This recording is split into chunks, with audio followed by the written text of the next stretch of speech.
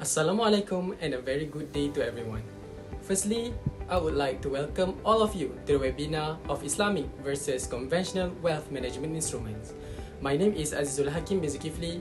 It is a pleasure for me to be the moderator for today's program. A lot of meaningful knowledge and information will be shared throughout this program. Therefore, I really hope that all of the attendees can stay with us, lend us your ears to listen to the meaningful sharing by our professional speakers. And on behalf of the organizers, we hope we can both benefit from this session. Without wasting more time, I will introduce three panelists who will share their opinions and thoughts on today's discussion, namely Ms. Azyani Fahira, Ms. NURHANIS, and Mr. HARITH. Before moving on to the first question to our first panelist, I want to provide some background on wealth management so that the audience may better comprehend the topic of our discussion today. Every living human being possesses property and wealth, regardless of its monetary worth, beginning with the first clothing we wear when we are born and continuing until we reach the age where we can afford to buy a car, a house, and has a lot of money. But have we ever considered the best method to manage wealth so that all of our assets may be put to good use? Wealth management, from the conventional perspective, brings the meaning of strategy that combines wealth planning and structure to help build, safeguard, and deliver wealth to people in a way that is both tax efficient and in line with their preferences. Tax planning, wealth protection, estate planning, succession planning, and family governance are all included in wealth management. While from the Islamic perspective, one of the most crucial aspects of Islamic management is Islamic wealth management.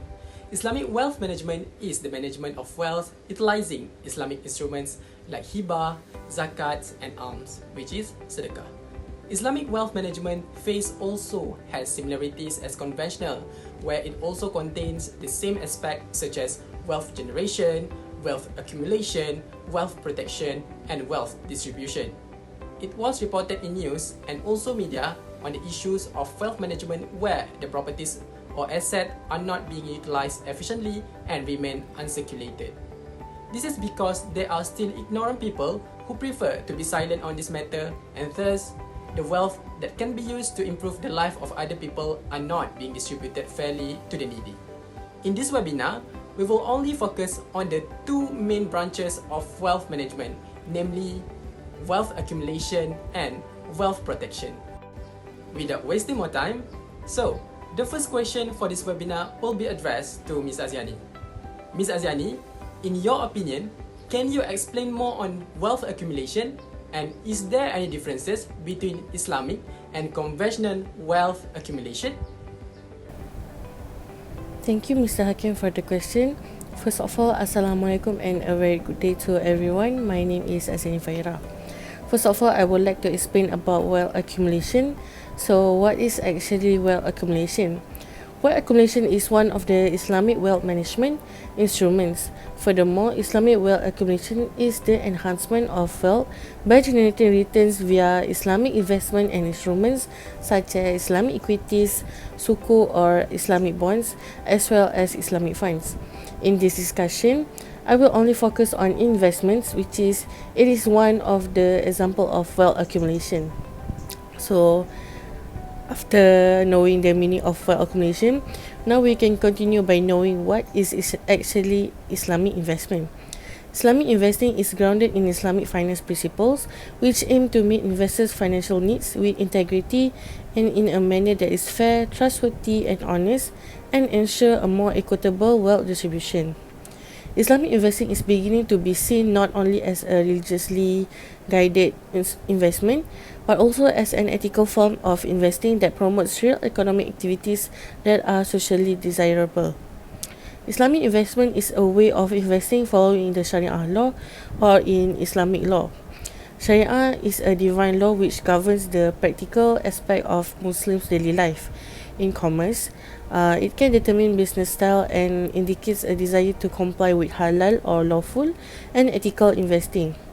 Islamic investing is growing rapidly as an alternative investment class for all investors for both Muslim and non-Muslim. for its foundation in ethical business practices, social responsibility and fiscal conservatism. In Islamic finance, a market is subject to Sharia constraint where the market is free from prohibited activities and elements such as riba, maisir or gambling, gharar and other prohibited activities such as tobacco, alcohol and so on. One of the example of Islamic investment that I will focus on is sukuk or Islamic bond. So what is sukuk? Sukuk is a plural or the singular is sak, means legal instrument, deed and check. It is referred to any certificate representing a contract or conveyance of financial rights, obligation or money transaction that is Sharia compliant. Sukuk refers to an Islamic investment certificate which allows investors to have right of ownership of the asset, including the cash flow and risk associated with such ownership. Among the benefits of sukuk are such as sukuk are among the best ways of financing large enterprises that are beyond the ability of a single party to finance. Other than that, sukuk provide an ideal means for investors seeking to deploy streams of capital who require at the same time the ability to liquidate their position with ease whenever the need should arise. This is because it is envisioned that a secondary market for trading of sukuk will develop. Thus, whenever investors require cash from their investment or from a part of the same, it will be possible for them to sell their sukuk holdings or a part thereof and receive their value from their original investment plus earnings if the enterprise is profitable in cash. After focusing on Islamic investment, now we can talk about conventional investment, which is bonds. Bonds, which is one of the debt instruments, are promissory notes that are traded in the market. However, bonds are also known as fixed income instruments that are used by governments or companies to raise money by borrowing from investors. Bonds are typically used to raise funds for specific projects. In return, the bond issuer promises to pay back the investment with interest over a certain period of time.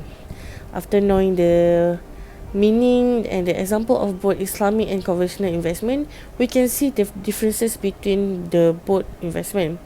The differences between Islamic investment and conventional investment are very clear, which is bonds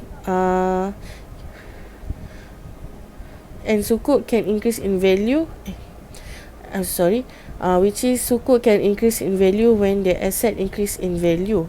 Profit from bonds correspond to fixed interest, making them as a riba. Other than that, sukuk follows the Sharia law while bonds does not follow the Sharia law. The third comparison is in terms of return sharing.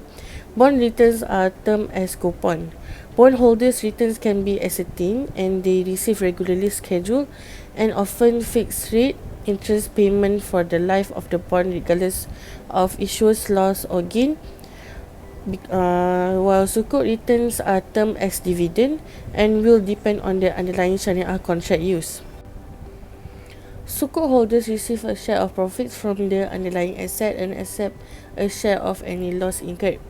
The amount of profit cannot be ascertained. It could be fixed or vary as it is based on the sharing of profit and loss.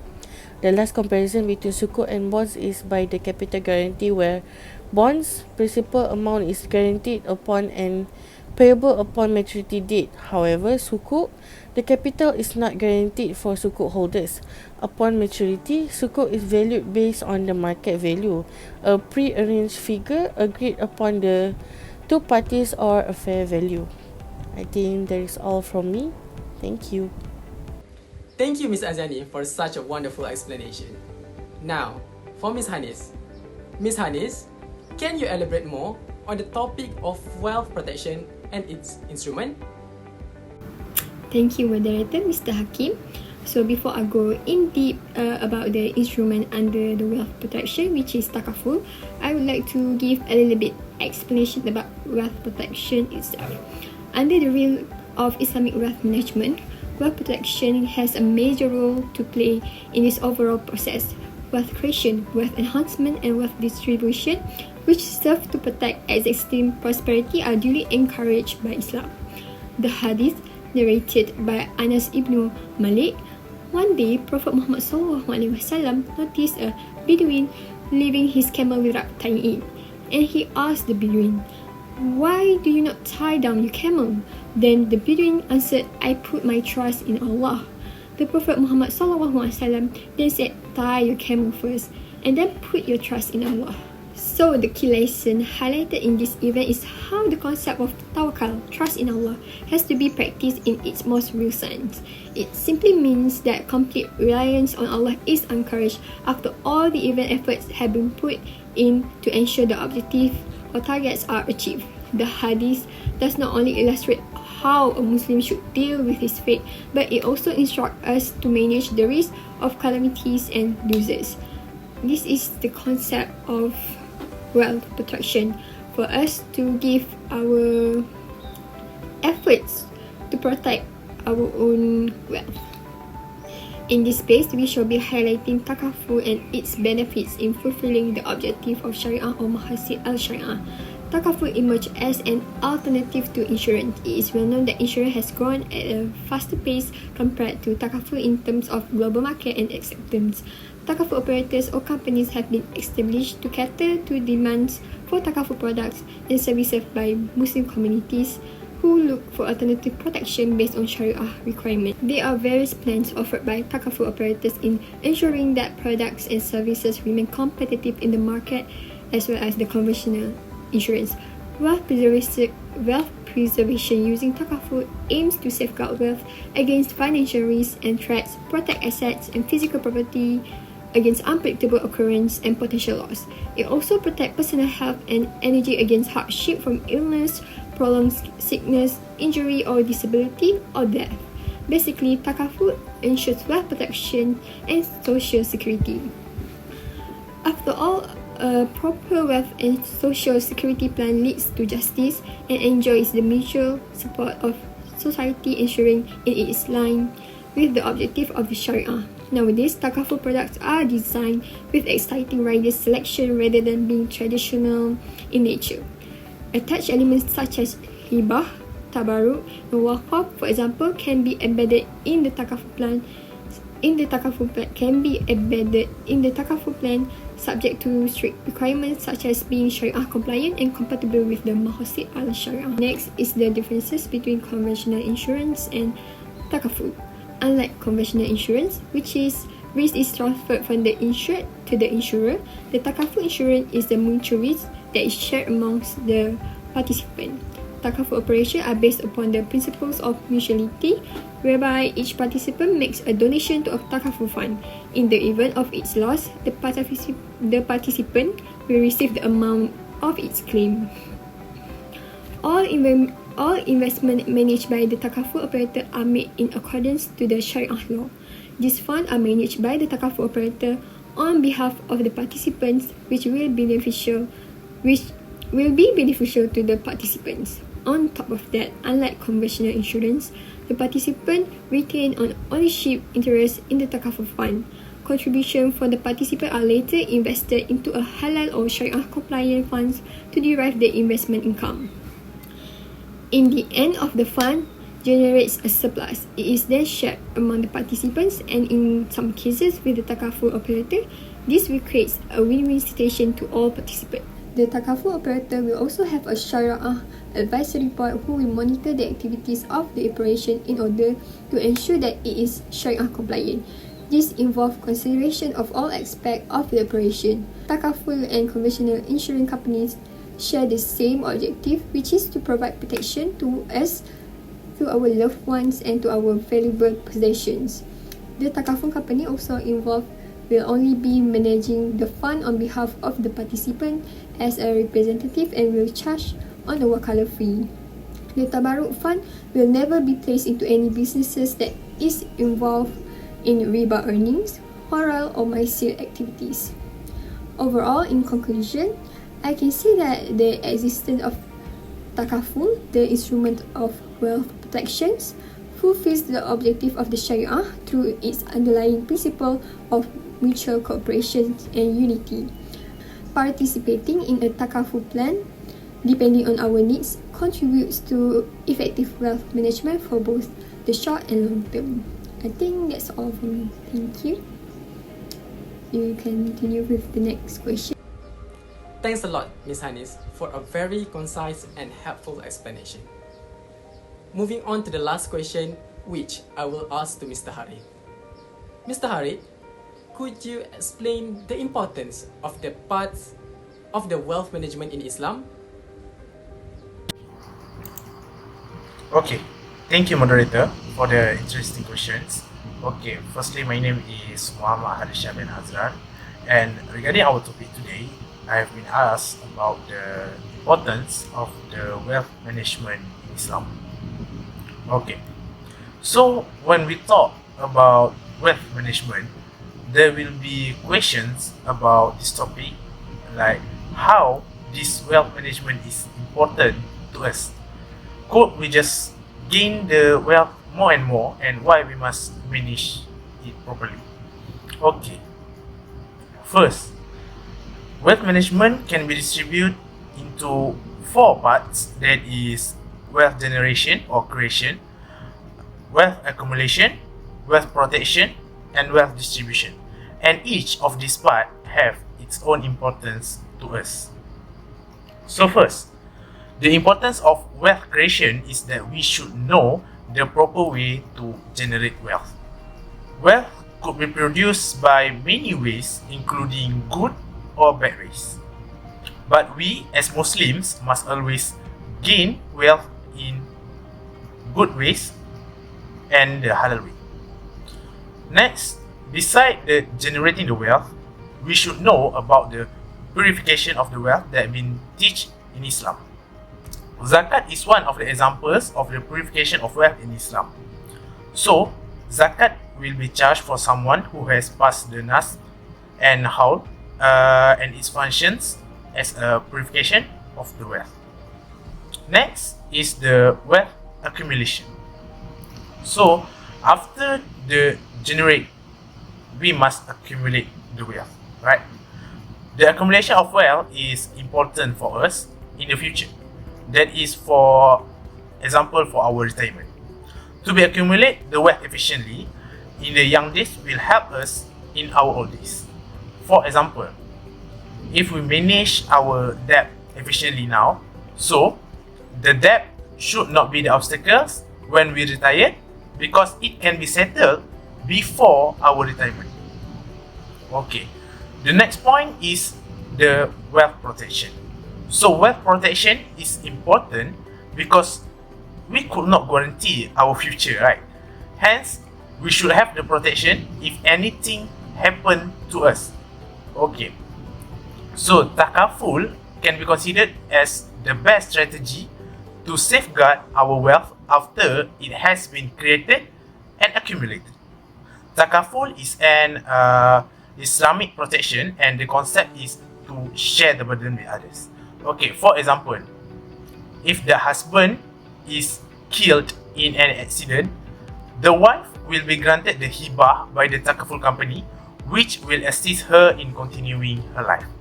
Okay, so finally is the wealth distribution. So when it comes to spending the wealth, it must adhere the Islamic teaching as well as the circumstances. For example, is about the inheritance. This is some ways of the health distribution in Islam. Okay, so the fairness in the distribution of the inheritance is important, so that there will not be any misleading information and guarantees everyone happiness. Okay, so that's all from me. Back to the moderator. Thank you for the explanation, Mr. Harith. I am sure now the audience, including myself, have learned the importance of Islamic wealth management and its benefits to the public. As for conclusion, from the sharing from our professional speakers, we know that Islam acknowledges each person's rights to own property. However, this does not imply that man has unrestricted access to use and develop the property as he pleases. Rather, it is a subject to the restriction of Islamic law, because according to Islam, Allah Subhanahu wa Ta'ala is the sole and absolute owner of the property, and man is merely a trustee with regard to its use and management.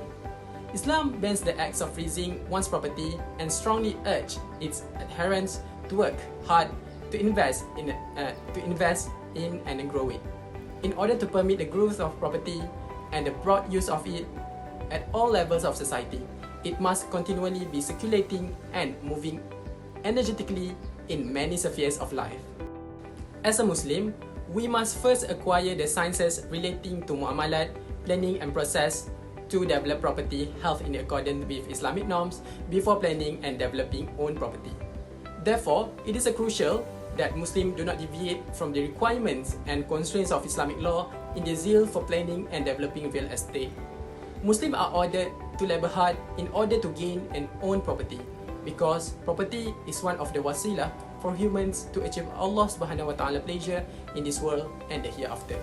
Muslims will be better equipped to fulfill their duty to God if they possess property. Well attendees, we have reached the end of our webinar session. From the organizers, I apologize if there is a mistake on our part. Millions of thanks to the panelists and participants who are willing to attend this webinar session. We hope many people can benefit from them.